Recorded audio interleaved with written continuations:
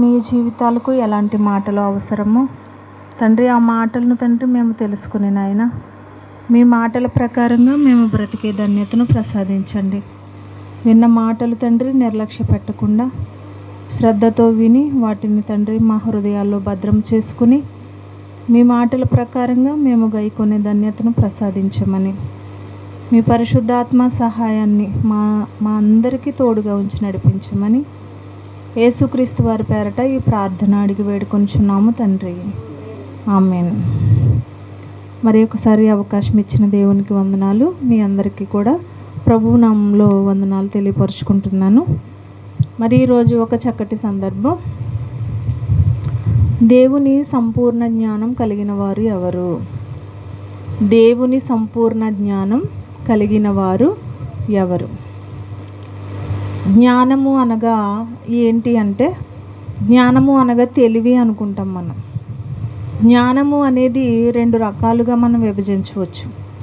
ఒకటి దేవుని జ్ఞానము, రెండు లోక జ్ఞానము, మనుష్య జ్ఞానము. అయితే లోక జ్ఞానము దేవునికి అవసరమా, లేకపోతే దేవుని జ్ఞానం అవసరమా, లేదంటే రెండు జ్ఞానాలు మనుషులకి అవసరమా లేదా అనేది మనం ఆలోచించాలి. దేవుడు కూడా చాలామంది భక్తులకి జ్ఞానం కలిగి ఉన్నారు.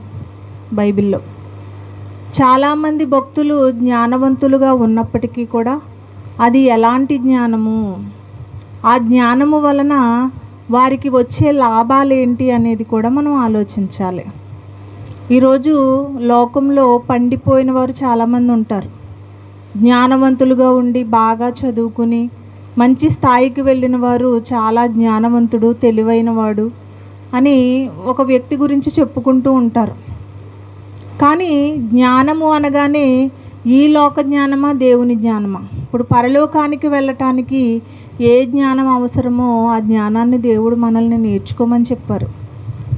మనం మాత్రం ఏం చేస్తామంటే జ్ఞానము అనగానే తెలివిగా ఆలోచించటమే అనుకుంటాము తప్ప అసలు దేవుని జ్ఞానానికి లోక జ్ఞానానికి అసలు ఏమి పొత్తిక ఉంది అనేది మాత్రం ఎవరం కూడా ఆలోచించము.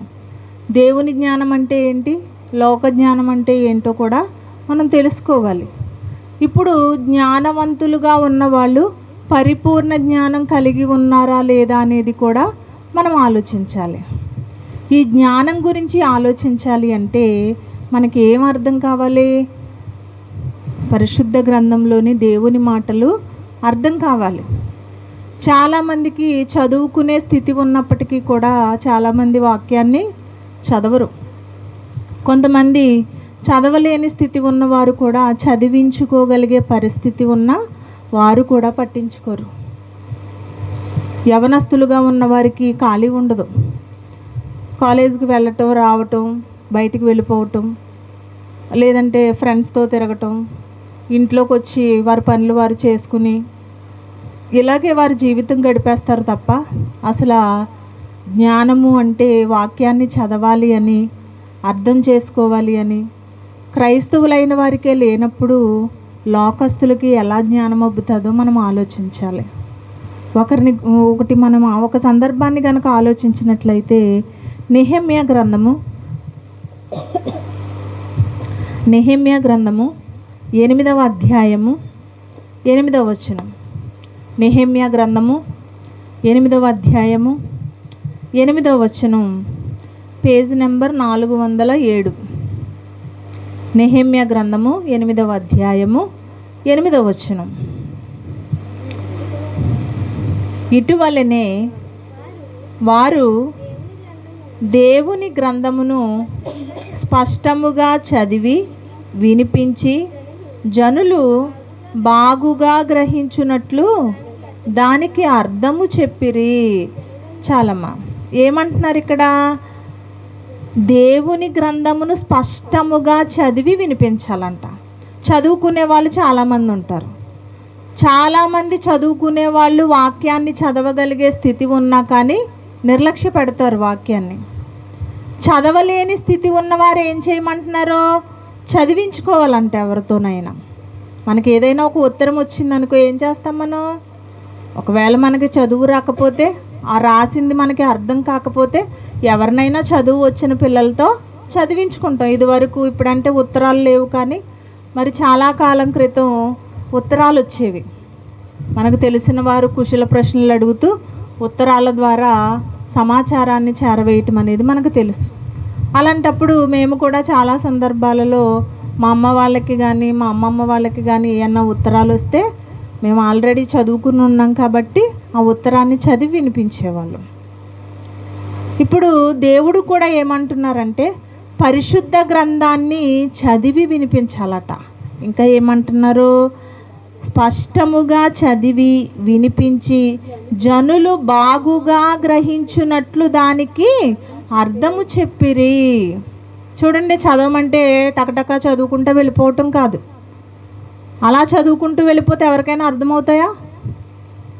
మీకు ఒక విషయం చెప్పాలమ్మా, పరిశుద్ధ గ్రంథము అంటే సామాన్యమైన పుస్తకం కాదు. ఇది దేవుని మాట. ఇది ఆయన జ్ఞానాన్ని మన కళ్ళ ముందు పెట్టినప్పుడు ఈ మాటలు చాలా స్పష్టంగా చదివితే దేవుని ప్రేమ ఏంటో మనకు అర్థమవుతుంది.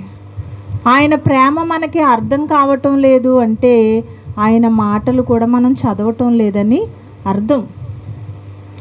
ఇప్పుడు స్పష్టంగా చదివి వినిపించేది సేవకులైన వారు.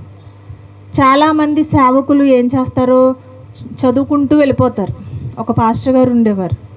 ఆయన ఏం చేసేవారు? ఒక అధ్యాయాన్ని తీసుకుని దాన్ని వివరిస్తానని చెప్పి ఆ అధ్యాయాన్ని చదువుకుంటూ వెళ్ళిపోయేవారు. ప్రతి వచనంలో 1 గంట ప్రసంగం ఉంటుందని మర్చిపోకూడదు.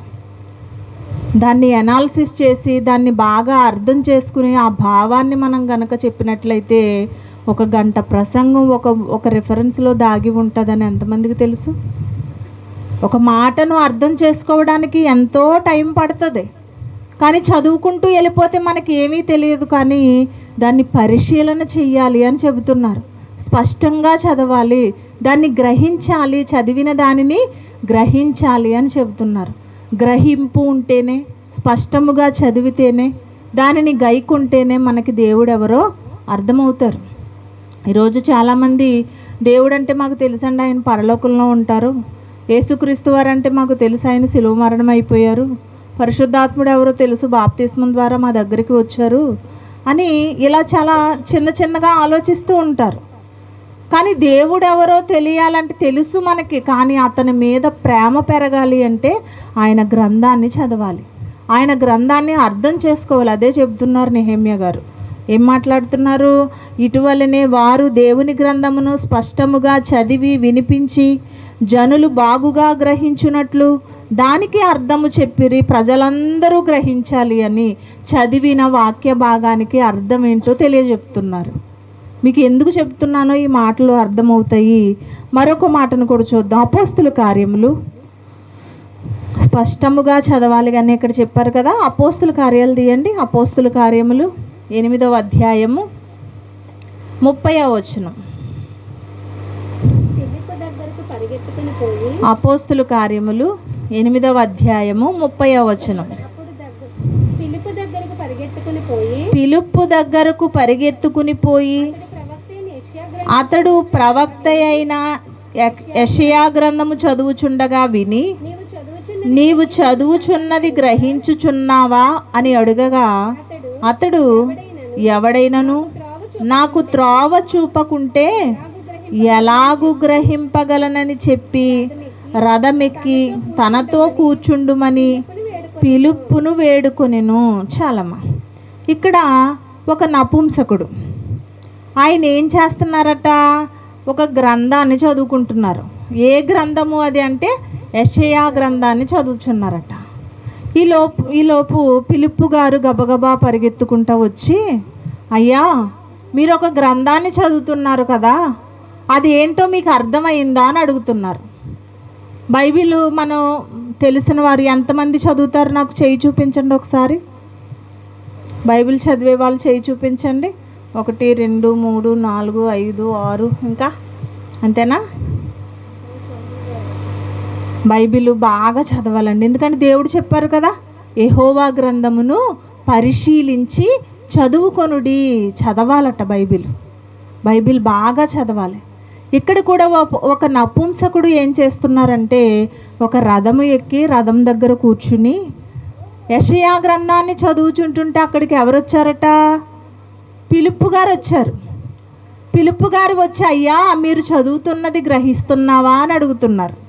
అడుగుతుంటే ఈయనేమంటున్నారు?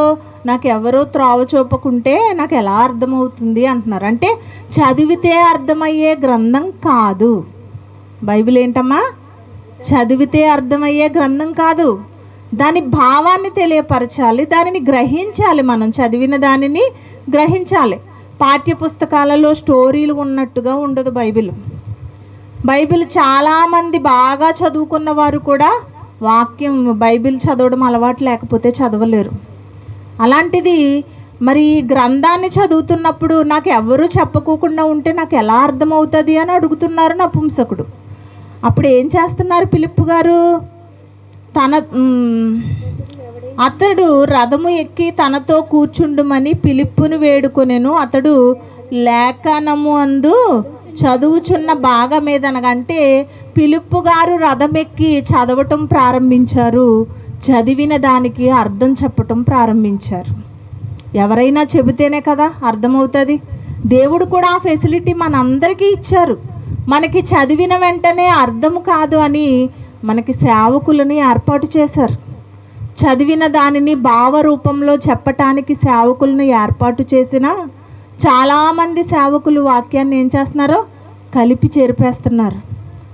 ఆ మాటకి అర్థం ఏంటో తెలియకుండా ఇష్టానుసారంగా మాట్లాడే పరిస్థితులు కూడా ఉంటున్నాయి.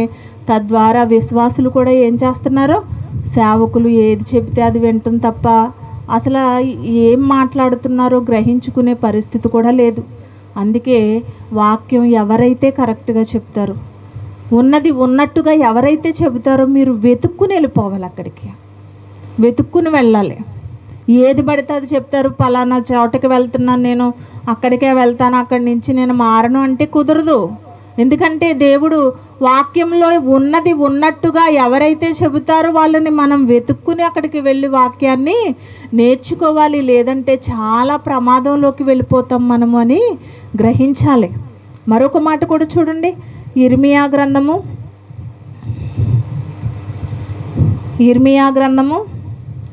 రెండు మాటలు చెప్పాను మీకు. ఒకటి స్పష్టముగా చదవాలని, రెండు చదివినది గ్రహించాలి అని.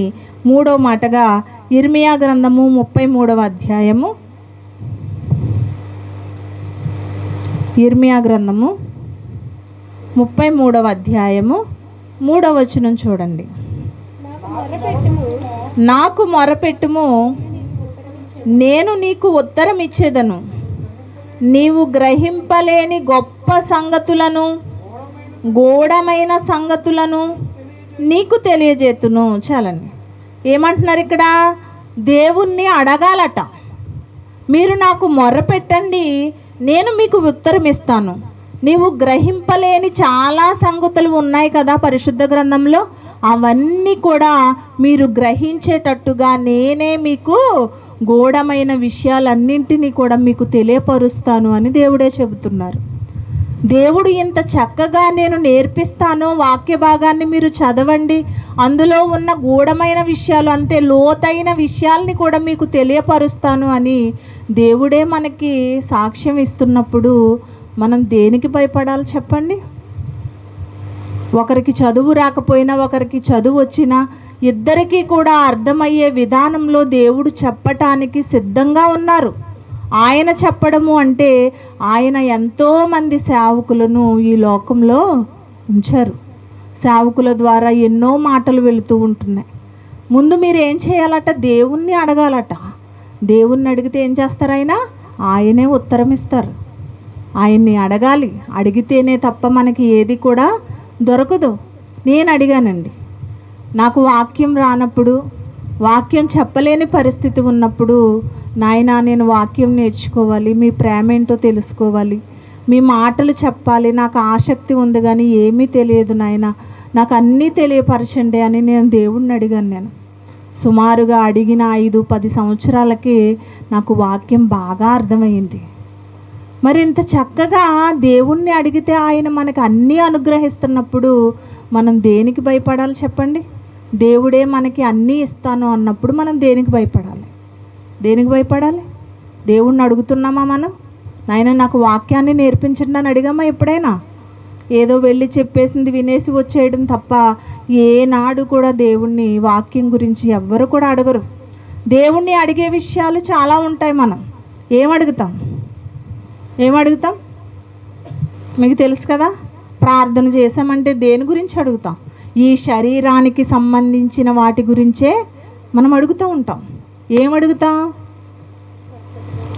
మాకు స్వస్థత కలిగించండి అని, ఆరోగ్యాన్ని ఇవ్వండి అని, లేదంటే ఆహారాన్ని ఇవ్వండి అని, లేదంటే మా పిల్లల పెళ్ళిళ్ళు కావాలని, లేదంటే మేము మంచి ఇల్లు కట్టుకోవాలని, లేదంటే మా అబ్బాయికి మంచి ఉద్యోగం రావాలని, వీటి గురించే అడుగుతాం మనం. అసలు అడగాల్సినవి అడిగితే మనకి అవసరమైనవి ఆయనే ఇస్తారు. మనం అడగకూడనివి అడుగుతున్నాము, అడగాల్సినవి పక్కన పెట్టేస్తున్నాము. మనల్ని పరలోకానికి నడిపించేవి ఏమి అవసరమో అవి మాత్రమే దేవుణ్ణి అడగాలి. మీకేం కావాలో, మీరేం తినాలో, మీరేం కట్టుకోవాలో, మీరు ఎలా ఉండాలో అన్నీ ఆయనకు తెలుసు. మనం ఆయన పని చేస్తూ ఉంటే, ఆయన గురించి మనం మాట్లాడుకుంటూ ఉంటే ఆయన మన గురించి ఆలోచిస్తారు అన్న సంగతిని మనం మర్చిపోకూడదు. ఆయన చేసిన అద్భుత కార్యాలు చాలా ఆశ్చర్యకరంగా ఉంటాయి.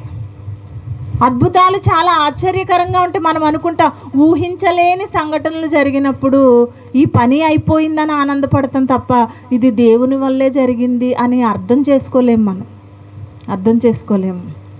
కానీ దేవుడు మనకిచ్చే గొప్ప అవకాశం ఏంటంటే, మీరు అడగండి, నేను ఉత్తరం ఇస్తాను, మీకు నేను నేర్పిస్తాను, మీరు అడగటం మాత్రమే మీ పని అని దేవుడు అంత క్లియర్గా చెప్తుంటుంటే మనం మాత్రం అడగాల్సినవి అడగకుండా అడగకూడనివి అడుగుతూ ఉంటాం. సేవకులు ఎప్పుడు చెబుతూ ఉంటారు, ఒక 20 రూపాయలు, ఒక 50 రూపాయలు కారు ఇచ్చారనుకో.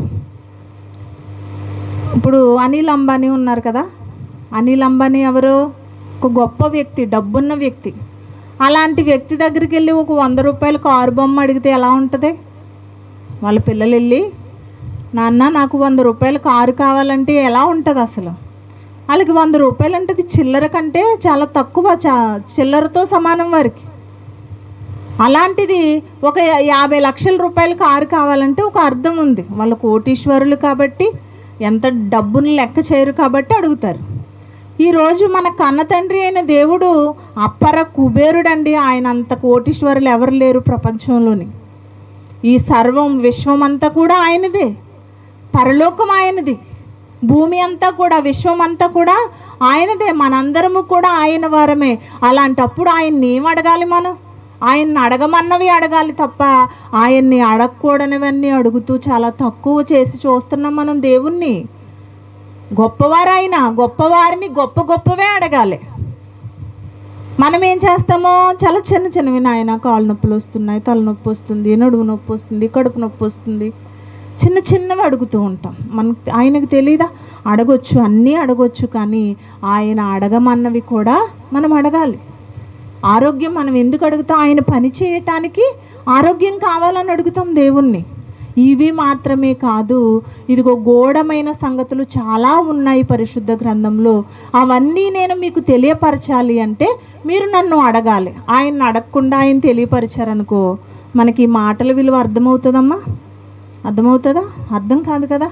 ఎక్కువగా నీళ్ళు ఇంట్లో ఉన్నాయనుకో, నీళ్ళ విలువ తెలియదు ఎవరికి కూడా. కరెంటు ఎప్పుడు తీయకోకుండా ఉంటే కరెంటు విలువ కూడా మనకు కరెంటు బిల్లు రావటం లేదనుకో, ఏం చేస్తాం మనం? మనుషులు ఉన్నా లేకపోయినా లైట్లు, ఫ్యాన్లు తిరుగుతూనే ఉంటాయి, ఏసీలు, టీవీలు ఆన్లోనే ఉంటాయి. ఎందుకని? కరెంటు బిల్ రాదు, తిరిగితే ఏంటి, తప్పేంటి అనుకుంటాం మనం. అంటే ఉన్నప్పుడు ఏది కూడా విలువ తెలీదు. దేవుడు కూడా అడగకుండా ఇచ్చేస్తే గనక ఆయన మాటకి అర్థము ఉండదు, ఆయనకు అంత వాల్యూ కూడా ఎవరు కూడా. అందుకనే మీరు అడిగితేనే నేను ఇస్తాను అని ఆయన చెబుతున్నారు.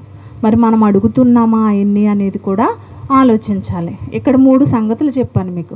1 స్పష్టముగా చదవాలి, 2 గ్రహించాలి, 3 ఆయన్ని అడగాలి. ప్రార్థన ద్వారా ఆయన్ని అడిగి మనం వాక్య భాగంలో ఉన్న ఎన్నో గూఢమైన సంగతులను తెలుసుకోవాలి. ఇప్పుడు వాక్య భాగంలోకి వెళదాం. ఏం చెప్పాను నేను? టైటిల్ ఏం చెప్పాను?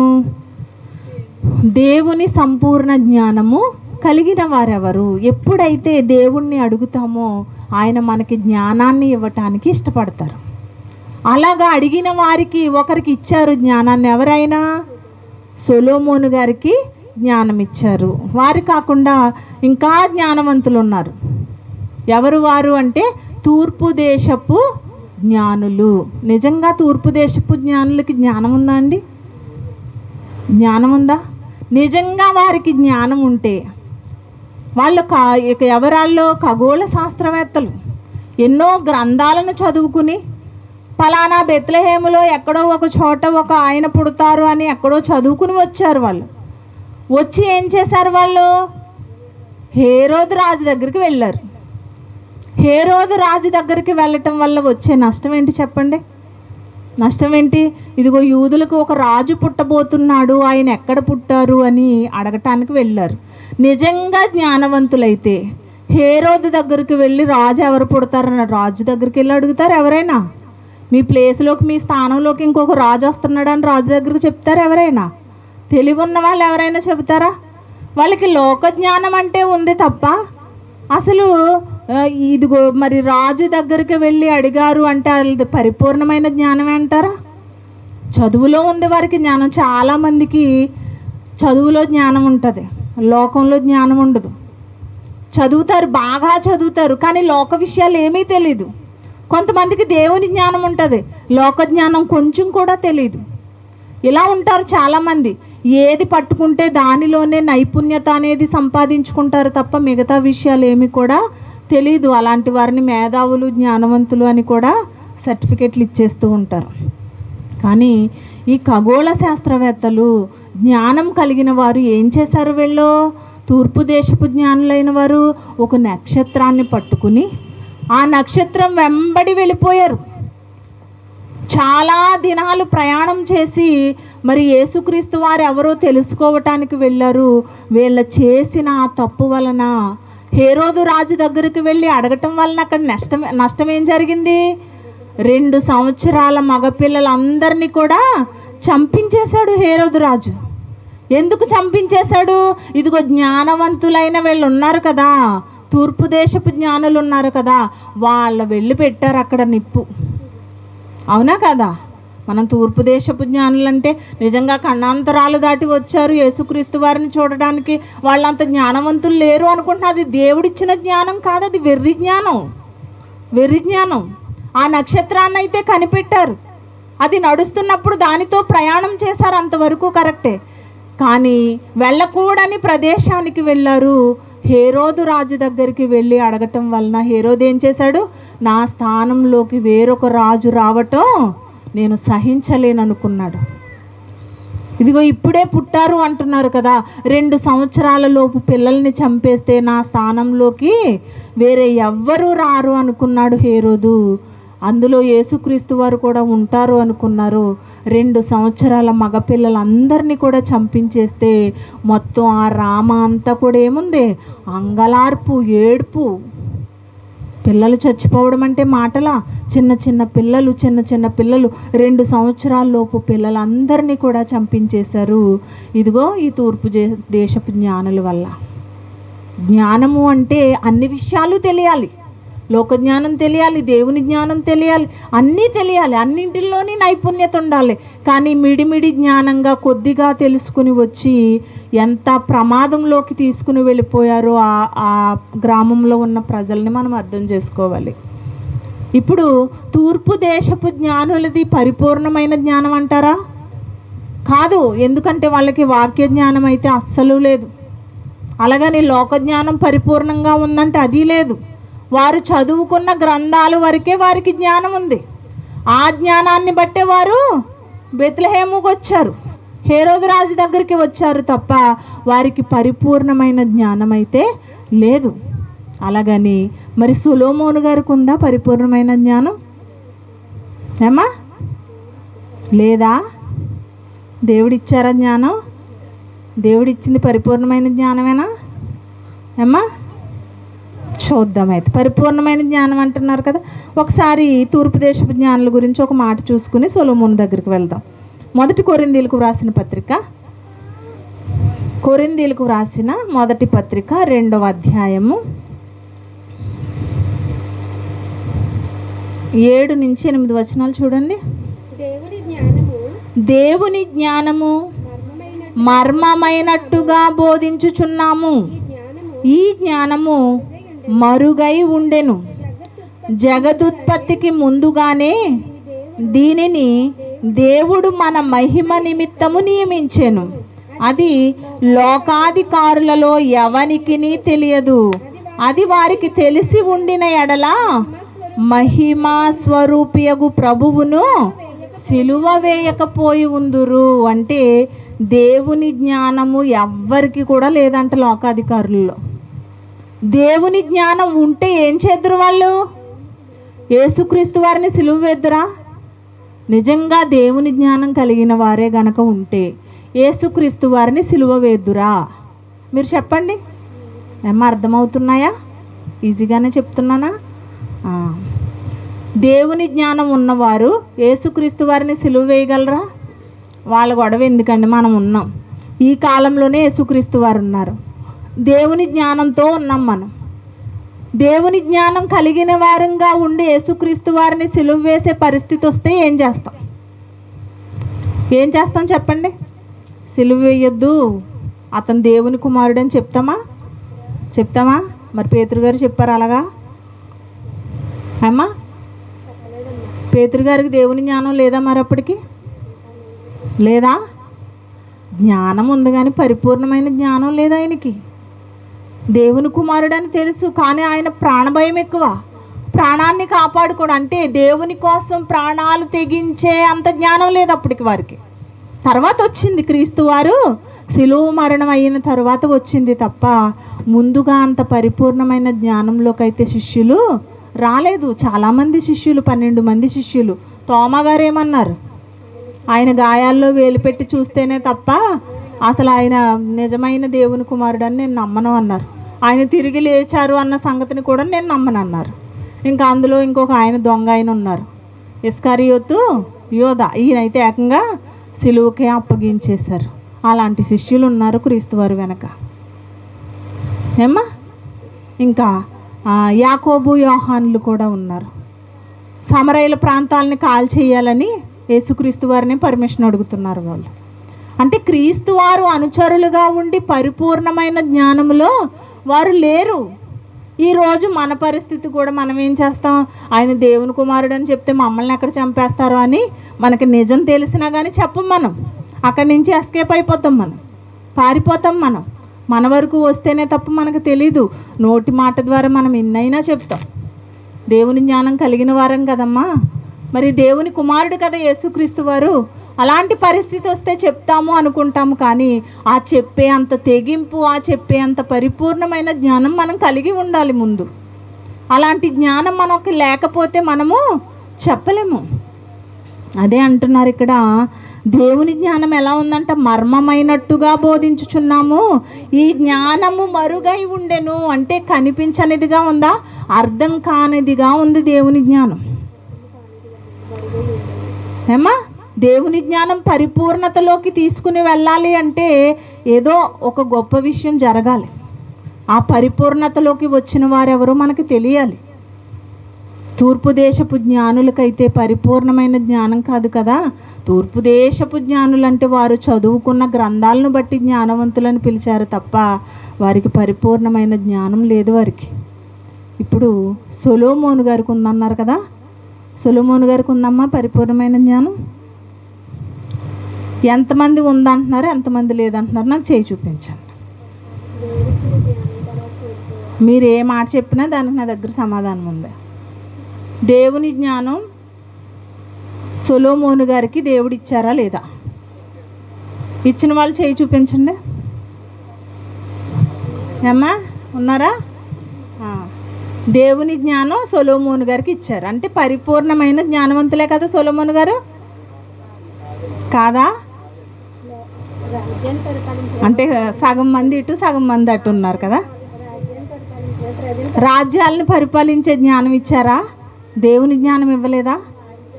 చూసేద్దాం, చూడండి ఒకసారి. మొదటి రాజుల గ్రంథము మొదటి రాజుల గ్రంథము 4వ అధ్యాయము. రాజుల మొదటి గ్రంథము 4వ అధ్యాయము 29 నుంచి 30 వచనాలు. 29, 30 వచనాలు. దేవుడు జ్ఞానమును బుద్ధిని వర్ణింప సఖ్యము కాని వివేచన గల మనసును సొలొమోనునకు దయచేసెను. ఈ మాటను బట్టి మీరు చెప్పండి. దేవుడు జ్ఞానమునిచ్చారట, బుద్ధినిచ్చారట, వర్ణింప సఖ్యము కాని వివేచన గల మనసును సొలొమోనుకు దయచేసెను. ఈ మాటను బట్టి చెప్పండి. ఇప్పుడు సొలొమోనుకి దేవుడిచ్చిన జ్ఞానమే కదా ఇది, పరిపూర్ణమైన జ్ఞానమే కదా. మాట్లాడట్లేదు ఎవరు. ఏమ్మా, మీరు ఆన్సర్ చెప్పాలి నాకు. సొలొమోను గారికి దేవుడే కదా జ్ఞానం ఇచ్చారు. మరి ఏ జ్ఞానం ఇచ్చారో చెప్పాలి కదా నాకు. జ్ఞానం ఇచ్చారా, పరిపూర్ణమైన జ్ఞానమా? దేవుడు జ్ఞానమును బుద్ధిని వర్ణింప సఖ్యము కాని వివేచన గల మనసును సొలొమోనుకు దయచేసెను. ఇలాంటి జ్ఞానం ఎవరికన్నా ఉందమ్మా? మనము అడుగుతాం ఏమని, సొలొమోను గారికి ఇచ్చినటువంటి జ్ఞానాన్ని మాకు కూడా ఇయ్యనైనా అని ప్రార్థన చేస్తాం. అసలు ఆయనకి ఎలాంటి జ్ఞానం ఇచ్చారో మనకు తెలియక అడుగుతున్నాం మనం. సొలొమోను గారికి ఎలాంటి జ్ఞానం ఇచ్చారో తెలియదు మనకి, తెలియక అడుగుతున్న చాలామంది. నేను చిన్నప్పటి నుంచి చూశానండి, నాకు మ్యారేజ్ అవ్వక ముందు నుంచి చూశాను నేను. ప్రార్థనలు అందరూ కూడా ప్రతి ఒక్కరూ సొలొమోను గారికి దయచేసినటువంటి జ్ఞానాన్ని ఇమ్మనే అడిగారు. అందుకని ఆయన ఆ జ్ఞానమే ఇచ్చారు. తెలుసా ఏమిచ్చారు? జ్ఞానమును బుద్ధిని వర్ణింప సఖ్యము కాని వివేచన గల మనసును సొలొమోను గారికి దయచేశారు. 30వ వచనం. గనుక సొలొమోనునకు కలిగిన జ్ఞానము తూర్పు దేశపు జ్ఞానుల కంటెను ఐగుప్తీల జ్ఞానమంతటి కంటెను అధికమై ఉండెను. ఇక్కడ తూర్పు దేశపు జ్ఞానులు డొల్లని తెలిసిపోయింది. అవునమ్మా? వాళ్ళు ఎంతవరకు? వాళ్ళు చదువుకున్న గ్రంథాల వరకే జ్ఞానవంతులు. ఇప్పుడు ఐగుప్తు దేశంలో ఉన్నవారు జ్ఞానవంతులు. వాళ్ళు చాలా జ్ఞానవంతులు తెలుసా? శాస్త్రవేత్తలందరూ ఐగుప్తు ఈజిప్ట్లోనే ఉంటారు, శాస్త్రవేత్తలందరూ కూడా. అలాంటి జ్ఞానవంతుల కంటే గొప్ప జ్ఞానాన్ని సొలొమోను గారికి ఇచ్చారంటే ఇప్పుడు చెప్పండి, పరిపూర్ణమైన జ్ఞానమేనా? అన్ని జ్ఞానాలు చెప్తున్నా కాదంటున్నారు ఏంటండి బాబు? అవునా కాదా? కాదా? దేవుని జ్ఞానం కాదా సొలొమోను గారికి ఇచ్చింది? దేవుడే కదా ఇచ్చారు, దేవుడే కదా ఇచ్చారు సొలొమోను గారికి. మరి దేవుడే ఇచ్చినప్పుడు దేవుని జ్ఞానం కాకుండా ఇంకే జ్ఞానం ఇస్తారా ఆయన? ఆలోచించాలి కదా మనం. ఏదో మనం చదువుకుంటూ వెళ్ళిపోతే అర్థం కాదు. దీనిని బాగా గ్రహించాలి, గైకొనాలి, వివరించాలి, స్పష్టంగా చదువుకోవాలి, లోతైన విషయాల్ని మనం తెలుసుకోవాలి. జ్ఞానము బుద్ధి వివేచన గల మనసు అంటే అలాంటివే కావాలని మనం దేవుణ్ణి అడుగుతూ ఉంటాం. అసలు ఆయనకి ఎలాంటి జ్ఞానం ఇచ్చారో తెలుసుకుని అడిగితే చాలా బాగుంటుంది కదా, చాలా బాగుంటుంది. ఆయన ఎందుకు అడిగారు అసలు జ్ఞానాన్ని ఇమ్మని? చూడండి, మరొక మాట చూడండి. మొదటి రాజుల గ్రంథము 3వ అధ్యాయము నేను చదువుతానమ్మా. మొదటి రాజుల గ్రంథము 3వ అధ్యాయము 9 నుంచి 11 వచనాలు చదువుతాను. చూడండి. ఇంత గొప్పదైన నీ జనమునకు న్యాయము తీర్చగలవాడు ఎవడు? కాబట్టి నేను మంచి చెడ్డల వివేచించి నీ జనులకు న్యాయము తీర్చునట్లు నీ దాసుడనైన నాకు వివేచన గల హృదయము దయచేయము అంటున్నారు. ఏంటమ్మా? మంచి చెడ్డల తెలివిని వివేచించే జ్ఞానం కావాలంట. అంటే మంచి ఏంటో చెడేంటో తెలుసుకునేటువంటి జ్ఞానము. అలాంటి జ్ఞానం మనకు లేదమ్మా? చెప్పండి. మీరేం మాట్లాడట్లేదేంటి?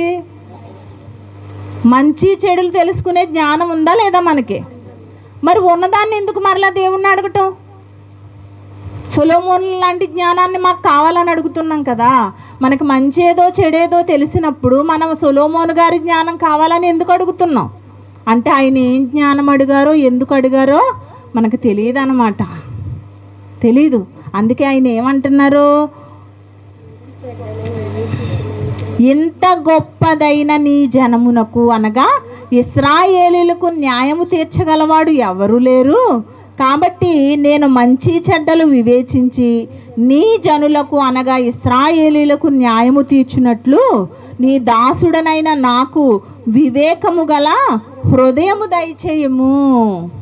దేవుని దాసుడు సొలొమోను గారు, ఆయన వివేకము గల హృదయం అంటే మంచి ఏంటో చెడేంటో తెలుసుకునే జ్ఞానం కావాలి.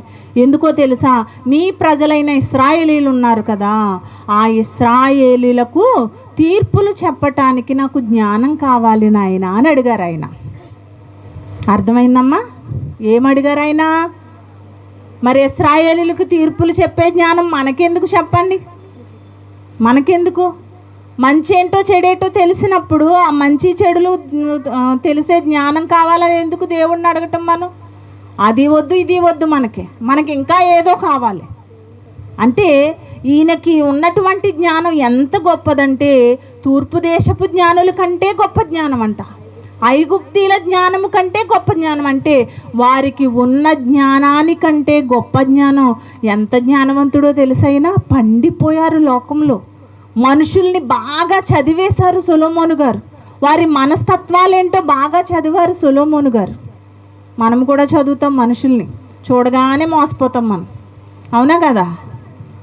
ఎవరైనా వచ్చి ముసలి కన్నీరు కాచిన పరిస్థితి ఇలా అయిపోయింది, తినడానికి తిండి కూడా లేదనగానే మన జేబులో డబ్బులు మనవి కాకపోయినా పోన్లే బాబు 200 తీసుకుని వెళ్ళి బిర్యానీ తినచ్చి ఇచ్చేస్తాం మనం. మనకు అంత దయానీయమైన హృదయం ఉంది మనకి. ఎదుటి వాళ్ళు బాధ చెప్పగానే అసలు అది నిజమో కాదో అని ఆలోచించే పరిస్థితి కూడా ఉండదు. జాలి గల హృదయంతో వారికి దారపోసేస్తూ ఉంటాం. అలా చాలా నష్టపోయి ఉంటాంలే మనందరం కూడా, ఇక్కడ ఉన్న వారందరూ కూడా. మంచి మనసు మనది కాబట్టి ఎదుటి వాళ్ళ కష్టాన్ని వెంటనే అర్థం చేసుకుంటాం. వాడు నిజంగా చాలామంది అడుక్కునే వాళ్ళు ఉంటారని చూడగానే చాలా జాలేస్తుంది. వాళ్ళని చూడగానే చిన్న పిల్లల్ని ఎత్తుకుని వస్తారు, చూడగానే ఎంతో కొంత ఒక 50 రూపాయలు 100 రూపాయలు వారి చేతిలో పెడదామనేసి నేను కారు ఆపించేసి పెడతాను. ఈ లోపు గ్లాస్ తీసేసి పాస్టర్ గారు తిట్టేస్తారు ఆవిడ్ని. అడుక్కుంటే నువ్వు అడుక్కోవచ్చుగా, చంటి పెట్టిన ఎండలో ఎందుకు తిప్పుతున్నావు అని తిడతారు. నేను అంతగా ఆలోచించను. పాపం చిన్నపిల్లోడిని ఎండలో తిప్పుకుని అడుక్కుంటుందని డబ్బులు ఇచ్చేస్తాం. ఈయనేం తిడతారు, పిల్లల్ని ఏంటమ్మా ఆడుకోవడానికి అలాగే ఎండలో తిప్పుతున్నావేంటి, నువ్వు అడుక్కో, పిల్లల్ని ఎందుకు తిప్పుతున్నావు అని తిడతారు. అంటే చూడగానే మనకి ఒకలాంటి జాలి అనిపిస్తుంది కొంతమందికి విసుగు పుడుతుంది, ఇలా చేస్తున్నారేంటని. మొహం చూడగానే వాళ్ళ ముఖ కవలికలను బట్టి వారి ఫీలింగ్స్ ఏంటో, వారి మనసులో ఏం ఆలోచించుకుంటున్నారో కూడా చాలామంది చెప్పేస్తారు. అలాగే సొలొమోను గారు కూడా మనుష్యుల హృదయాలని బాగా చదివేశారు. భార్యలు ఎలా ఉంటారో ఆయనకి బాగా తెలుసు. ఆయనకి ఎందుకు? 1000 మంది భార్యలు కలిగిన వ్యక్తి కదా ఆయన. ఏ భార్య ఎలా ఉంటుందో, ఆమె ప్రవర్తన ఏంటో, ఆమె పరిస్థితి ఏంటో, ఆమె విధానం ఏంటో ప్రతీది కూడా ఆయన అనుభవపూర్వకంగా తెలుసుకున్నారు. ఆయన 700 మంది భార్యలంటే మాటలా, 300 మంది ఉపపత్నులంటే మాటలా, వారి నుంచి వచ్చే టార్చర్ ఎలా ఉండుంటుంది సొలొమోను గారికి? ఏమా ఒకరిద్దరితోనే వేగలేని పరిస్థితుల్లో ఈ రోజు ఉంటే ఆ రోజు 1000 మందితో ఎలా వేగుంటారైనా? ఎంత అనుభవం వచ్చేసి ఉంటుంది ఆయనకి. అంత అనుభవంలో ఆయన ఏం నేర్చుకున్నారు? ఇశ్రాయేలీలకి తీర్పులు తీర్చే జ్ఞానాన్ని దేవుణ్ణి అడగగానే ఇచ్చేశారు. ఎందుకని? ఆయన ప్రార్థనలో స్వార్థం అనేది లేదు, నిస్వార్థంగా అడిగారు. ఆయనకి ఏది అవసరమో అది అడిగారు. సొలొమోను గారికి ఎలాంటి జ్ఞానమో అవసరమో అది అడిగారు. మనకి కూడా ఏది అవసరమో అదే అడగాలి. మనమే అడుగుతాం. ఏం చేస్తాం? ఏం అడుగుతాం? వాకిళ్ళు విప్పేమంటే ఆకాశపు తూములు విప్పండి నాయనా, దారపోసేయండి, మాకు డబ్బులు దారపోసేయండి, మేము ఆస్తులు సమకూర్చుకోవాలి, లేకపోతే మా ఇంట్లో ఆహారం లేదు. ప్రార్థన చేస్తూ ఉంటాం, పరలోక ప్రార్థన. ఏం ప్రార్థన చేస్తాం? పరలోకమందున్న మా తండ్రి, నీ నామం పరిశుద్ధపరచబడును గాక, పర్లేదు ఇక్కడి వరకు. నీ రాజ్యం వచ్చుగాక, నీ చిత్తము పరలోకమందు నెరవేరుచున్నట్లు భూమి అందును నెరవేరును గాక. ఇంతవరకు పక్కన పెట్టండి. తర్వాత ఏమంట? మా అనుదిన ఆహారము నేడు మాకు దయచేయము. మన ఇంట్లో ఆహారం లేదా? ఈరోజు ఆహారం లేదు నాయనా, మేము రోజు తింటున్న ఆహారం లేదు, ఈరోజు మాకు ఆహారాన్ని ఇవ్వండి అని అడుగుతాం.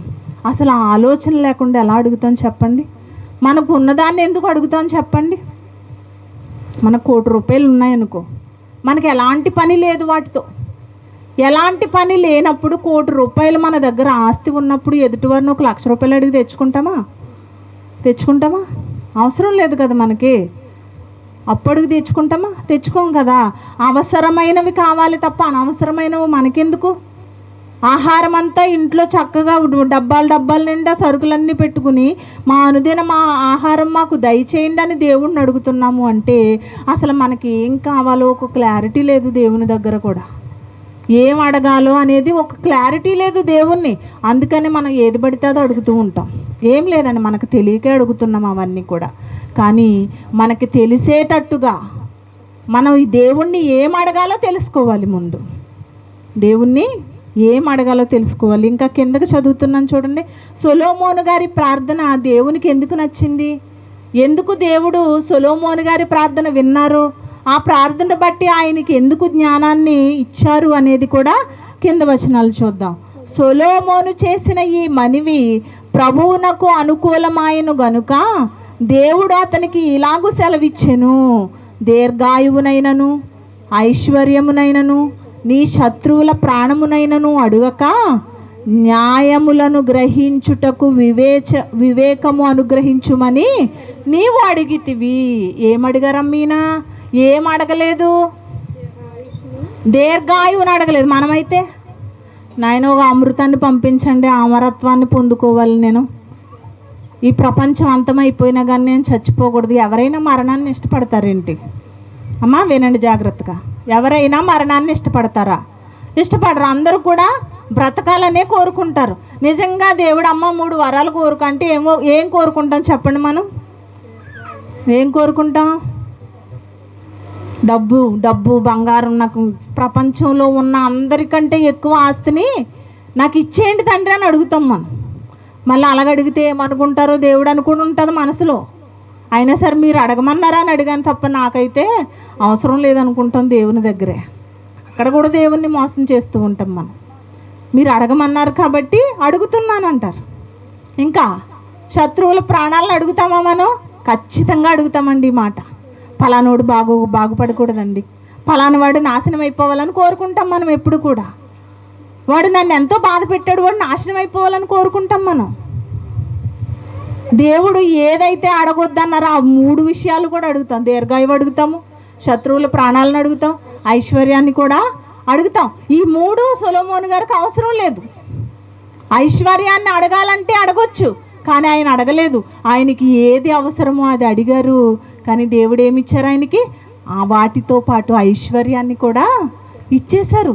జ్ఞానము, బుద్ధి, వివేకములు గల హృదయము, వాటితో పాటు ఐశ్వర్యాన్ని కూడా దేవుడు సొలొమోను గారికి ఇచ్చారు. నిజంగా ప్రార్థన చేస్తే ఆ దేవుడు అదిగో వెంటనే ప్రతిఫలం ఇచ్చే అంత గొప్పగా ఉండాలి ప్రార్థన. ప్రార్థన ఎలా ఉండాలమ్మా? ప్రతిఫలం వెంటనే పొందుకోవాలి మనం. అంత గొప్పగా ప్రార్థన చేయాలి మనం. మనకి ఏది అవసరమో అదే అడగాలి. అనవసరమైన వాటిని అడిగితే దేవుడు ఆ ప్రార్థనకి విలువ కట్టరు. సొలొమోను గారి ప్రార్థన దేవుని దృష్టికి అనుకూలమైపోయిందంట. చాలా ఇష్టపడిపోయారు. నాయనా నీకు ఏది కావాలో అదే అడిగావు నాయనా అని మాట్లాడుతూ ఉన్నారు. ఇంకా ఆయన ఎంత జ్ఞానవంతుడో తెలుసా? చూడండి మరొక మాట. 1 రాజుల గ్రంథము 3వ అధ్యాయము 16వ వచనం. 1 రాజుల గ్రంథము 3వ అధ్యాయము 16వ వచనం.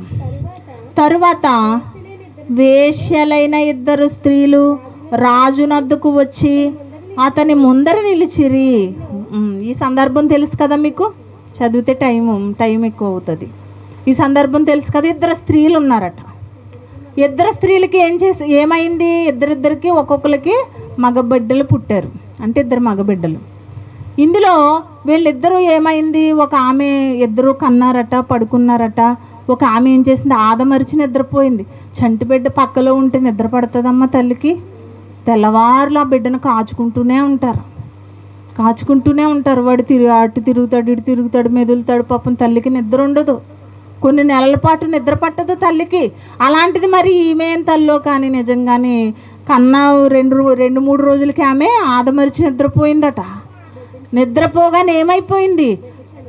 బిడ్డ మీద పడుకుందంట ఆమె. చూసారా? కనీసం పక్కన ఏదైనా చిన్న అలికిడైతేనే వెంటనే మెలకు వచ్చేస్తుంది. అలాంటిది బిడ్డ మీద పడిపోయినా చచ్చిపోయే అంతవరకు ఈవిడికి మెలకు రాలేదంటే అదేం తల్లి అండి చెప్పండి? ఒక బాధ్యత లేని తల్లి. బాధ్యత లేదు బిడ్డల పట్ల. కనడం కనేసింది తప్ప బిడ్డను ఎలా ప్రొటెక్ట్ చేసుకోవాలో, ఎలా సంరక్షించుకోవాలో అన్న సంగతి ఆమెకి అర్థం కాలేదు. పోని చచ్చిపోయింది బిడ్డ అని బాధపడి వదిలేస్తే సరిపోయే. మరలా ఈమె ఏం చేసింది? ఒక మూర్ఖపు ఆలోచన. ఎలాంటి ఆలోచన? బిడ్డ చనిపోయాడు అన్న బాధ కంటే ఎదుట ఆమె బిడ్డ బ్రతికి ఉన్నాడన్న బాధ ఎక్కువైపోయింది ఈమెకి. చూసారా? నేను బాగుపడకపోయినా పర్వాలేదు, పక్కోడు మాత్రం నాశనం అయిపోవాలని కోరుకునే సమాజం ఈరోజు. అవునా కదా? పిల్లలు కూడా అలాగే అనుకుంటారు. ఫెయిల్ అయిపోయినంటే వాడు పాస్ అయ్యాడా అని అడుగుతారు. వాడు కూడా ఫెయిల్ అయిపోయాడు, అమ్మాయ పర్లేదు అని. నేను ఫెయిల్ అయిపోయినా వాడు మాత్రం పాస్ అవ్వకూడదు. ఇలాగే ఉంటారు పిల్లలు, అలాగే ఉంటారు, పెద్దవారు కూడా అలాగే ఉంటారు. ఇక్కడ ఈమె కూడా అలాగే ఉంది. అప్పటి నుంచే వచ్చింది ఈ ఆనవాయి అంతా కూడా మనుషులకి. ఈమె ఏం చేసింది? నా బిడ్డ ఎలాగా చచ్చిపోయాడు కదా, ఆమె బిడ్డ బ్రతికున్నప్పుడు ఆమె బిడ్డ చెందకూడదు అనుకుంది. అప్పుడు అంటుంది, చనిపోయిన బిడ్డని ఏం చేసింది? బ్రతికున్న బిడ్డ దగ్గర పడుకోబెట్టి బ్రతుకున్న బిడ్డని ఈమె తెచ్చేసుకుంది. ఎంత అన్యాయమో చూడండి. నిజంగా చిన్నపిల్లలు అందరూ ఒకేలాగా ఉంటారు పుట్టినప్పుడు చూస్తే. కానీ ఆ తల్లి ఏం చేసింది? మంచి తల్లి అనుకుంటే పాపం బిడ్డను చూడగానే ఇది బిడ్డ నా బిడ్డ కాదు అని అర్థం చేసుకుంది. ఈ బిడ్డ నా బిడ్డ కాదు, నీ దగ్గర ఉన్న బిడ్డ నా బిడ్డ అంటుంటే ఇవిడ ఒప్పుకోవట్లేదు. దొంగిలించిన ఆమె ఒప్పుకోకుండా ఏం చేస్తుంది? లేదు లేదు నా బిడ్డ, నీ బిడ్డ చచ్చిపోయాడని చెప్తుంది. అసలు కడుపును పుట్టిన బిడ్డ చచ్చిపోతే ఏ తల్లి కామ్గా ఉంటుంది చెప్పండి? ఎంత దుఃఖం పొంగుకొచ్చేస్తుంది. చచ్చిపోయిన బిడ్డను పాడేసి ఆమె పొత్తిళ్లలో పాడేసి బ్రతుకున్న బిడ్డను తీసుకురావటం చూడండి. వీళ్ళిద్దరూ మరి జ్ఞానవంతుడైన వాని దగ్గరికి వెళ్ళాలి కదా. తీర్పులకి మనం ఎవరి దగ్గరికి వెళ్తాం? బాగా ఎవరు తెలివైన వాళ్ళు, ఊరికి ఎవరైతే పెద్దలుగా ఉంటారో వారి దగ్గరికి వెళ్ళి రచ్చబండలో తేల్చుకుంటాం మనం. వాళ్ళు ఏం చెప్తే అదే చేస్తాం. ఎందుకని? వారు ఆలోచించి నిర్ణయాలు చెప్తారు కాబట్టి ఆ నిర్ణయం ప్రకారంగా మన పనులు చేస్తూ ఉంటాం. అలాగే ఈ ఇద్దరు స్త్రీలు కూడా చనిపోయిన బిడ్డని బ్రతికి ఉన్న బిడ్డని తీసుకుని ఎవరి దగ్గరికి వెళ్ళారు? రాజైన సొలొమోను గారి దగ్గరికి వెళ్ళారు. అప్పటికే దేవుడు ఏం చేశారు? సొలొమోను గారికి వివేచన గల హృదయం ఇచ్చారు, జ్ఞానం ఇచ్చారు, మంచి చెడ్డలు వివేచించే మనసునిచ్చేశారు దేవుడు. అలా ఇచ్చేయడంతో మనమైతే ఏం ఆలోచిస్తాం చెప్పండి? మనమైతే ఏం ఆలోచిస్తాం చెప్పగలరా? ఇందులో ఉంది కాబట్టి మేము కూడా అలాగే ఆలోచిస్తామంటాం. మనమైతే అలాగ ఆలోచిస్తాం. చనిపోయిన బిడ్డను బ్రతుకున్న బిడ్డను తీసుకెళ్ళి ఇదిగో చనిపోయిన బిడ్డనే నా ఒళ్ళో పెట్టి బ్రతుకున్న బిడ్డను తీసేసుకున్నాక మనమైతే ఏం చెప్తాం? మనకి కొన్ని సంవత్సరాలు పడుతుంది తీర్పు చెప్పడానికి, లోపు ఆ బిడ్డ పెద్దోడైపోతాడు. మనం చెప్పలేమండి. అంత జ్ఞానం మనకెక్కడిది?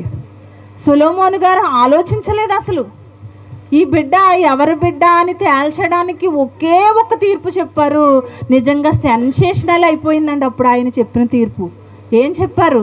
నిజంగా అయితే ఈ బిడ్డ ఇద్దరు బిడ్డ అని మీరు పోట్లాడుకుంటున్నారు కదా, చెరొక భాగం చేసేమన్నారు. నిజంగా దొంగిలించిన ఆమె తెలివైందైతే ఏం చేస్తుంది? తనకే ఇచ్చేయండి అని అంటే నాకే వచ్చేస్తాడు నా బిడ్డ అనుకుని ఆలోచించవచ్చు. కానీ ఏం చేసింది? ఈమె ఇంకా తెలివిగా ఆలోచించింది, అతి తెలివి ప్రదర్శించింది. అదిగో నా బిడ్డ ఎలాగా చచ్చిపోయాడు కదా, ఆమె బిడ్డ మీద నాకు ఎలాగా ప్రేమ లేదు, వాడిని కూడా చంపేయమంటున్నాడు కదా మహారాజు, ఇద్దరు బిడ్డలు చచ్చిపోతే ఎవరికి గొడవ ఉండదు అనుకుంది. కానీ కన్న పేగ ఏం చేస్తుంది? తన బిడ్డని చంపొద్దు, నా బిడ్డ ఎక్కడో ఒక చోట బ్రతికి ఉంటే చాలనుకుంది తల్లి. నిజమైన తల్లి, నిజంగా బిడ్డను ప్రేమించే తల్లి ఇలాగే ఆలోచిస్తుంది. ఎక్కడో ఒక చోట నా బిడ్డ బ్రతికే ఉన్నాడు కదా, నా బిడ్డను మాత్రం ముక్కలు చేయొద్దు అన్నదే ఈమెం చేస్తుంది. నిజంగా ఈ సందర్భం పాఠ్య పుస్తకాలలో కూడా ఉంటుందండి. మేము చదువుకున్న పుస్తకాలలో కూడా ఉండేది ఇది. అప్పుడు పాఠ్య పుస్తకాల్లోదే అనుకున్నాం, కానీ బైబిల్లోదన్న సంగతి మాకు వాక్యం అర్థమైన తర్వాత తెలిసింది. నిజంగా సొలొమోను గారు అన్నారు, అదిగో ఆమెకే ఆ బిడ్డనిచ్చేయండి. కన్నతల్లి ఒడికి చేర్చేశారు సొలొమోను గారు. మనుషుల్ని చూసారా ఎలా చదివారు ఆయన? ఎందుకు ఇంత గొప్ప జ్ఞానం, ఎంత గొప్ప తీర్పుని ఎలా చెప్పగలిగారు సొలొమోను గారు అంటే, దేవుడు ముందుగానే ఆయనకి మనుషుల్ని వివేచించే జ్ఞానాన్ని దేవుడు ముందుగానే ఇచ్చేశారు. అందుకు కాబట్టి అంత జ్ఞానవంతుడుగా ఉన్నారు. జ్ఞానవంతుడు అంటే తూర్పు దేశస్తుల జ్ఞానం కాదు, ఐగుప్తుల జ్ఞానం కాదు, అంతకంటే అధికమైన జ్ఞానాన్ని, మనుషుల హృదయాల్ని తెలుసుకునే జ్ఞానాన్ని కూడా సొలొమోను గారికి ఇచ్చేశారు. అంతేకాదు, ఆయన ఇంకేం చేశారో మరొక మాట చూడండి. మొదటి రాజుల గ్రంథము 4వ అధ్యాయము. ఇది 2 భాగాలండి. ఒక భాగం ముగిస్తాను నేను, తర్వాత 2వ భాగం వచ్చే వారం చెప్పుకుందాం. మొదటి రాజుల గ్రంథము 4వ అధ్యాయము 32వ వచనం. అతడు 3000 సామెతలు చెప్పున 1005 కీర్తనలు రచించెను. చాలమ్మా. ఏంటమ్మా, ఎన్ని సామెతలు రాశారట? 3000 సామెతలా? 1005 కీర్తనలా? ఎవరైనా రాయగలరమ్మా? సామెత చెప్పమంటే ఎవరెవరు చెప్పినాయో మనం జ్ఞాపకం చేసుకుని చెప్తూ ఉంటాం. మనకంటూ సామెతలు ఏమీ రావు. కానీ ఈయన సామెతలు ఎక్కడైనా నేర్చుకుని చెప్పారా? ఒకటి ఆలోచించండి, ఎక్కడైనా నేర్చుకుని చెప్పారా సొలొమోను గారు? లేదు. ఆయన అనుభవపూర్వకంగా పుష్పాల మీద పరిశోధన చేశారు, జంతువుల మీద పరిశోధన చేశారు, ప్రకృతి మీద పరిశోధన చేశారు, మనుషుల మీద పరిశోధనలు చేశారు, మనుషుల మనస్తత్వాలను తెలుసుకున్నారు. వీటిని బట్టి ఈ అనుభవ జ్ఞానంతోనే ఆయన సామెతలను రాశారు తప్ప ఆయన ఎవ్వరి దగ్గర కూడా నేర్చుకోలేదు. దేవుడిచ్చిన జ్ఞానాన్ని బట్టి ప్రకృతిని చూసి ఆయన సామెతల్ని పుట్టించారు తప్ప ఎవరి దగ్గర కూడా ఆయన తర్ఫీదు పొందలేదు. అంత గొప్ప జ్ఞానవంతుడు సొలొమోను. మరి ఇంత గొప్ప జ్ఞానం కలిగిన వ్యక్తి కంటే మరి ఈయన జ్ఞానము ఏంటి అని మనం ఆలోచిస్తే ఇది పరిపూర్ణమైన జ్ఞానమేనా? ఏమా, 3000 సామెతలు ఎవరైనా రాస్తారా? 1005 కీర్తనలు ఎవరైనా రాస్తారా? ఎవరు? మనకి అసలు కనీసం ఒక ఆలోచన కూడా రాదు కదా మనకి. అలాంటప్పుడు ఈయన జ్ఞానవంతుడే కదా. ఏ జ్ఞానవంతుడు? పరిపూర్ణమైన జ్ఞానం కలిగిన వాడే కదా అని మనం ఆలోచిస్తే నిజంగా మంచి చెడులు వివేచించే జ్ఞానం వరకే ఆయన గొప్ప జ్ఞానవంతులు. కానీ పరిపూర్ణమైన జ్ఞానం అప్పటికి ఇంకా ఆయనకి రాలేదు. చివరిగా ఒక మాట చూసుకుందాం. ప్రసంగి గ్రంథము 7వ అధ్యాయము. ప్రసంగి గ్రంథము 7వ అధ్యాయము 16వ వచనం.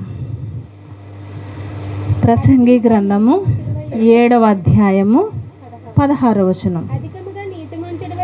అధికముగా నీతిమంతుడవై ఉండకుము, అధికముగా జ్ఞానివి కాకుము, నిన్ను నీవే నాశనము చేసుకుందువు. అధికముగా దుర్మార్గపు పనులు చేయకుము, బుద్ధిహీనముగా తిరగవద్దు. చాలా ఇంకా ఏమంటున్నారు ఇక్కడ? అధికముగా నీతిమంతుడవై ఉండకుము, అధికముగా జ్ఞానివి కాకుము. మరి ఏమన్నా నష్టం వచ్చిందా సొలొమోను గారికి? సొలొమోను గారికి అధిక జ్ఞానం ఉంది కదా, అధిక నీతి ఉంది కదా. ఉందా లేదా? ఇది కూడా చెప్పాలి మీరు. అధికముగా జ్ఞానం ఉందా సొలొమోను గారికి? దేవుడిచ్చిన జ్ఞానం వరకు ఉంది. ఏ జ్ఞానము అంటే అక్కడున్న పరిస్థితులను బట్టి దేవుడు ఏ జ్ఞానం అయితే ఇచ్చారో అంతవరకు ఉంది. మనకు ఉంటుంది అధిక నీతి ఉంటుంది, మనకి అధిక జ్ఞానం ఉంటుంది. ఏంటో తెలుసా? దేవుడు ఇచ్చిన జ్ఞానానికి మనం కొన్ని జోడిస్తాం మనం. అవునా? ఎలా జోడిస్తామో తెలుసా అండి? పెళ్ళి చేస్తాం ఎవరికైనా. మన ఇంట్లో పాపకు బాబుకి ఎవరో ఒకరికి పెళ్ళి అవుతుంది. పెళ్ళి అయినప్పుడు ఏం చేస్తాం? మా క్రిస్టియన్ సాంప్రదాయ ప్రకారంగా ఉంగరాలు మార్చుకోవాలండి అంటాం. అవునా? ఉంగరాలు మార్చుకోవాలంటాం. మరలా ఏం చేస్తాం? అధిక నీతిగా ఆలోచిస్తాం, సాంప్రదాయ పద్ధతుల్లో ఆలోచిస్తాం. పెళ్లి రాట ఒకటి పాతాం మనం. అవునా? కొబ్బరికాయలు తీసుకొస్తాం, కుంకుమ తీసుకొస్తాం, పసుపు తీసుకొస్తాం, ఇంకా బ్లౌజు పీసెస్ తీసుకొస్తాం. ఇలాగ అరటి పళ్ళని ఇవన్నీ దేవుడు చెప్పారమ్మా. మనం చేసే సాంప్రదాయాలు అవన్నీ కూడా ఇవన్నీ ఒక ఎత్తు అయితే పోన్లే, ఇవన్నీ సాంప్రదాయం, మన దేశ సాంప్రదాయం ప్రకారంగా అవన్నీ ఏర్పరచుకుంటున్నాం, తప్పేమీ లేదు. బాబు ఇవన్నీ ఏర్పరచుకోవద్దు అంటున్నారు, మరి పెళ్ళి ఎలా చేసుకోవాలనుకుంటారేమో, చేసుకోండి, ఏం ప్రాబ్లం లేదు. మరి ముహూర్తం ఎందుకు పెడతారు? ముహూర్తం ఎందుకు పెడతారు? సిద్ధాంతి దగ్గరికి వెళ్ళి ముహూర్తం చూసి పెడతారండి నిజంగా డేట్లు. క్రైస్తవులైన వారు పెట్టరు. మేము మీ గురించి మాట్లాడటం లేదు, మరి మీరు ఎలా పెళ్ళిళ్ళు చేస్తారో నాకైతే తెలియదు. కానీ మామూలుగా సిద్ధాంతి దగ్గరికి వెళ్ళి ముహూర్తాలు చూస్తారా చూడరా? పలానా సమయం, పలానా గడియ, పలానా ఉదయం, పలానా సెకండ్, పలానా నిమిషం, ప్రతి సెకండ్స్తో సహా ముహూర్తం రాసుకొస్తాం. లక్ష్మి సౌభాగ్యవతి అని చక్కగా రాయించి, పేర్లు రాయించి, చిరంజీవి అని రాయించి, చేలాసవు అని రాయించి, చక్కగా పేర్లు రాయించి, వాళ్ళకి ఏ సమయంలో కరెక్ట్ టయానికి తాళి పడిపోతుందమ్మా ఎవరికైనా. ముహూర్తం అయితే సిద్ధాంతి దగ్గరికి వెళ్ళి పెట్టించుకొస్తాను తప్ప ఆ ముహూర్తానికి తగ్గట్టుగా తాళి కట్టిస్తారా? మరి అలాంటప్పుడు ఎందుకమ్మా ముహూర్తం చూడడం చెప్పండి? అది మనది ఏంటి? అధిక జ్ఞానం, అధిక నీతి.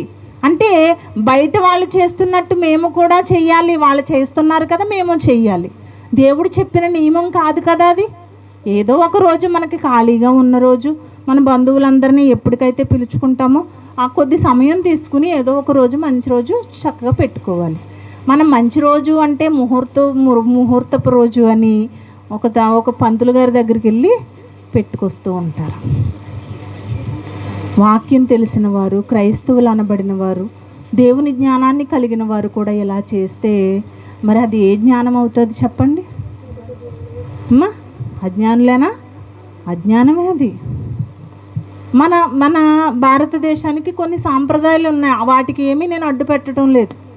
చక్కగా తాళి కట్టాలంటారు, మెట్టెలు పెట్టాలంటారు, చీర కట్టుకోవాలంటారు, కొన్ని పుట్టింటికి నుంచి కొన్ని లాంఛనాలు ఇవ్వాలంటారు. ఇవన్నీ చేసుకోవచ్చు, తప్పులేదు.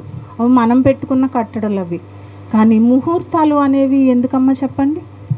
అవి దేవుడు ఇష్టపడనివి కదా. ప్రతిరోజు మంచిదే మనం ఆలోచించుకుంటే. మనం ముహూర్తం పెట్టకుండా పెళ్లి చేసి అందుకే జీవితం ఇలా తగలడింది అని ఇలా మాట్లాడేసుకుంటూ ఉంటారు.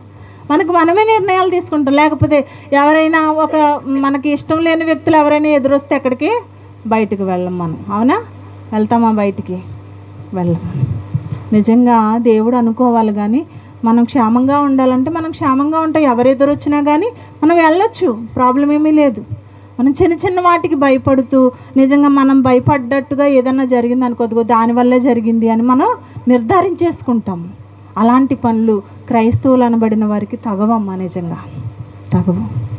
అధిక జ్ఞానము, అధిక నీతి అంటే అందరికీ తగ్గట్టుగా ఆలోచించటం కాదు. మన ఆలోచన, దేవుని ఆలోచన ఒకటి అవ్వాలి. దేవుని ఆలోచనతో మన ఆలోచనలు మనం ముందుకు తీసుకుని వెళ్ళాలి తప్ప ఎదుటివారు అలా చేశారు కాబట్టి నేను కూడా ఇలా చేయాలని ఏదో సామెత ఉంటుంది లోకంలో. ఏంటది? పులిని చూసి నక్క వాతలు పెట్టుకుందంట. అదిగో పలానా వాళ్ళు చేసుకున్నారు కాబట్టి నేను చేసుకుంటాను. అలాగ అప్పులైపోయిన వాళ్ళు చాలామంది ఉంటారు. అదిగో పలానా వాళ్ళు కొడుకు పెళ్ళికి గుర్రం మీద ఊరేగించారు, మా కొడుకు పెళ్ళికి కూడా మేము, మన దగ్గర ఏముండదు పాపం. అయినా సరే వాళ్ళు చేసినట్టుగా గొప్పగా ఘనంగా ఆ 2 రోజులు చెప్పుకుంటారు పెళ్లి గురించి. తర్వాత అప్పులు చేసేస్తే తెప్పలు పడాల్సింది ఎవరు? మనమే కదా. ఒక మాట గొప్ప అనిపించుకోవటానికి మనం తెప్పలు పడే పరిస్థితి రానిచ్చుకోకూడదు. ఎదుటివారిని చూసి మనం అతిశయపడకూడదు. మేము కూడా ఇలాగే ఉండాలి, ఇంతకంటే గొప్పగా చేసుకోవాలి అన్న ఆలోచన ఎప్పటికీ మన మనసుల్లోకి రాకూడదు. ఎప్పుడు మనకి తగ్గట్టుగా మనం ఉండటం మాత్రమే నేర్చుకోవాలి. దేవుడు మనకి ఎంతవరకు ఇస్తున్నారో అంతవరకు ఉండటం మాత్రమే మనం నేర్చుకోవాలి. ఎదుటి వారిని చూసి ఇలాగే ఉండాలి అని ఎప్పుడు కూడా మనం కాపీ చేయకూడదు. ఎలా ఉండాలి, దేని విషయంలో చూసుకోవాలి? అదిగో అతను చాలా భక్తిగా ఉన్నాడు, నేను అంతకంటే భక్తిగా ఉండాలని ఎవరైనా ఆలోచిస్తారమ్మా? నేను ఆమె కంటే ఎక్కువ గొప్పగా పాటలు పాడాలి, దేవుణ్ణి ఇంకా గొప్పగా స్తుతించాలి. ఈ దేవుని జ్ఞానంలో ఆలోచించరు. ఇలాగా లోక జ్ఞానంలో మాత్రం ఆలోచిస్తాం మనం. వాడికి ఎక్కువ వస్తుంది, వాడికంటే ఎక్కువ ఆస్తిని సంపాదించాలి. వాడి కొడుక్కి జాబ్ వచ్చింది, నా కొడుక్కి కూడా, నా కూతురికి కూడా మంచి జాబ్ రావాలి, మంచి భర్త దొరకాలి. ఎదుటి వారిని చూసి కాదు మనం అంచనాలు వేసుకోవాల్సిందే. మన సామర్థ్యానికి తగ్గట్టు, మన పరిస్థితులకు తగ్గట్టు మనకు జరుగుతాయి. వారెవరినో చూసి మనం కాపీ కొట్టడం ఏంటి? అవసరం లేదు కదా. అది దేవుడు కూడా ఇష్టపడరు. చివరిగా ఒక మాట చూడండి, మత్తయి సువార్త 12వ అధ్యాయము. మత్తయి సువార్త, ఈ మాట చూసి ప్రార్థన చేసుకుందాం. మత్తయి సువార్త 12వ అధ్యాయము 42వ వచనం. విమర్శ సమయమున తీసారమ్మ అందరూ? మత్తయి సువార్త 12వ అధ్యాయము 42వ వచనం. విమర్శ సమయమున దక్షిణ దేశపు రాణి ఈ తరము వారితో నిలవబడి వారి మీద నేరస్థాపన చేయును. ఆమె సొలొమోను జ్ఞానము వినుటకు భూమి అంతముల నుండి వచ్చెను. ఇదిగో సొలొమోను కంటే గొప్పవాడు ఎక్కడ ఉన్నారు? ఇంతకీ ఇది ఇంకా విచిత్రంగా ఉందండి. సొలొమోను గారే చాలా జ్ఞానవంతులు కదా. సొలొమోను గారు దేవుడిచ్చిన జ్ఞానంతో ఆయన ముందుకెళ్ళిపోతున్నారు. బుద్ధి జ్ఞానాలను వివేచించే జ్ఞానాన్ని ఇచ్చారు, మనుషులకి తీర్పు తీర్చే జ్ఞానాన్ని ఇచ్చారు, సామెతలు రాసే జ్ఞానాన్ని ఇచ్చారు, కీర్తనలు రచించే జ్ఞానాన్ని ఇచ్చారు. ఇంత జ్ఞానవంతుడు కదా, ఐగుప్తు దేశస్థుల కంటే జ్ఞానవంతుడు కదా, తూర్పు దేశపు జ్ఞానుల కంటే జ్ఞానవంతుడు కదా. కానీ విమర్శ సమయమున ఒక ఆమె ఉందంట. ఎవరామె? షాబా దేశపు రాణి. ఆమె ఏం చేస్తుందంట? ఈ తరము వారితో, అనగా ఇప్పుడు మనం ఉన్నాం కదా, మనందరము చచ్చిపోయిన తర్వాత మనతో పాటు నిలబడి ఏం చేస్తుందంట? మన మీద నేరస్థాపన చేస్తుందంట. ఎందుకో తెలుసా? సొలొమోను గారు జ్ఞానం వినడానికి 7 ఖండాలు దాటి వెళ్ళింది షాబాదేశపు రాణి సొలొమోను గారి దగ్గరికి. అయ్యి బాబు, ఆయన జ్ఞానం చాలా గొప్పది అని విన్నది. విని ఖండాలు దాటి వెళ్ళిపోయింది. ఒంటెల మీద ప్రయాణం చేస్తూ, అప్పుడు ఏం విమానాలు లేవు, ట్రైన్స్ లేవు, బస్సులు లేవు. ఒంటెల మీద ప్రయాణం చేస్తూ కొన్ని సంవత్సరాల పాటు ప్రయాణం చేసి సొలొమోను గారి జ్ఞానం వినటానికి ఎక్కడికి వెళ్ళిపోయింది? యెరూషలేముకు వెళ్ళిపోయింది ఆమె. అంటే ఈ లోక జ్ఞానాన్ని అడిగిన సొలొమోను గారి జ్ఞానం వినడానికే దేశాలు దాటుకుని వచ్చింది కదా షాబాదేశపు రాణి. అలాంటప్పుడు ఆయన కంటే జ్ఞానవంతుడు ఉన్నారంట మరొక ఆయన. ఎవరైనా? యేసుక్రీస్తు వారు. అంటే ఇప్పుడు సొలొమోను గారి జ్ఞానము కూడా పరిపూర్ణమైన జ్ఞానము కాదు. అక్కడున్న పరిస్థితులకు తగ్గట్టుగా ఆయనకి జ్ఞానాన్ని దేవుడు ఇచ్చారు. ఆయన అన్నిటి మీద పరిశోధన చేసే జ్ఞానాన్ని ఇచ్చారు. వాటిని బట్టి ఒక అవగాహనకి వచ్చే జ్ఞానాన్ని ఇచ్చారు సొలొమోను గారికి. అలాంటి జ్ఞానాన్ని చూడడానికి షాబాదేశపు రాణి వచ్చింది. అంతకంటే సొలొమోను గారి కంటే జ్ఞానవంతుడు మరొక వ్యక్తి ఉన్నారంట. ఆయన ఎవరంటే యేసుక్రీస్తు వారు. ఏమ్మా, ఈయన గురించి వచ్చేవారు ఇంకొక కొంతమంది ఉన్నారో వారి గురించి కూడా వచ్చే భాగంలో తెలుసుకుందాం. ఏమ్మా, ప్రార్థన చేసుకుందాం. ప్రేమ కనికరము గల మా ప్రియ పరలోకపు కన్న తండ్రి, మీ ఘనమైన పరిశుద్ధమైన నామమునకు వందనాలు, స్తుతులు, స్తోత్రములు చెల్లించుకుంటున్నాం నాయన. ఇదిగో తండ్రి, దేవుని పరిపూర్ణమైన జ్ఞానం కలిగిన వారు ఎవరైనా ఉన్నారా అని ఒక చక్కటి భాగాన్ని మాకు తెలియపరిచారు నాయన. తండ్రి, ఇప్పటి వరకు మేము చెప్పుకున్న వారిలో పరిపూర్ణ జ్ఞానవంతులు లేరు అని, పరిపూర్ణ జ్ఞానం గలవారు తండ్రి ఇదిగో నాయన వచ్చే భాగంలో తండ్రి మాకు తెలియపరుస్తున్నారు నాయన. ఎవరు పరిపూర్ణమైన జ్ఞానవంతులో, మీ పట్ల ఎవరైతే జ్ఞానం కలిగి ఉంటున్నారో తండ్రి, మేము చూసుకుని నాయన, చదువుకుని మీ వాక్య భాగాన్ని మేము తెలుసుకుని నాయన, జ్ఞానవంతులుగా బ్రతకడానికి, పరిపూర్ణ జ్ఞానులుగా బ్రతకడానికి మీ కృపను అనుగ్రహించండి.